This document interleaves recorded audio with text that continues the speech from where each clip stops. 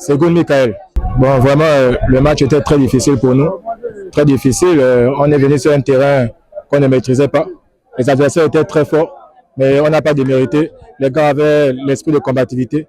Et vraiment, malgré ça, je pense qu'on peut être plus fort la prochaine fois. Élie Le Fabrice. Les jeunes ont fait le boulot, sauf que malheureusement, ils étaient moins expérimentés que les autres. On a quand même joué contre le champion de la Ligue de Benjé. C'est vrai, bon. Mais comme c'est la première fois, les enfants vont apprendre. Et on a le match de samedi. On espère. On va tout faire pour remporter cette rencontre. On a eu un très bon adversaire, une jeune équipe qui est en train de faire des progrès. Vous avez vu qu'à un moment donné, ils nous ont proposé des difficultés.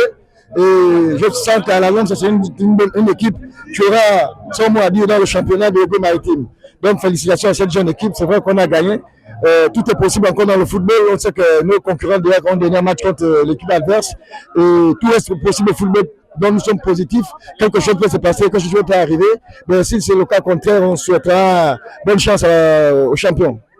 Écoutez, je ne peux que me réjouir du match que je viens de voir.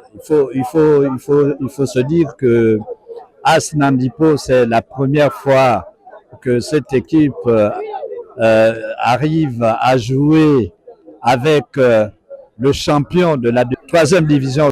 Donc, vous avez vu que le jeu que AS Nandipo venait de développer, c'est un jeu limpide et clair. Nous ne souffrons pas d'un complexe. Et aujourd'hui, nous avons démontré que nous avons des talents dans le département de Timboué. Nous avons encore un match samedi à disputer. Pour nous, nous osons espérer que d'ici samedi, avec Cole, nous allons vraiment remporter ce match.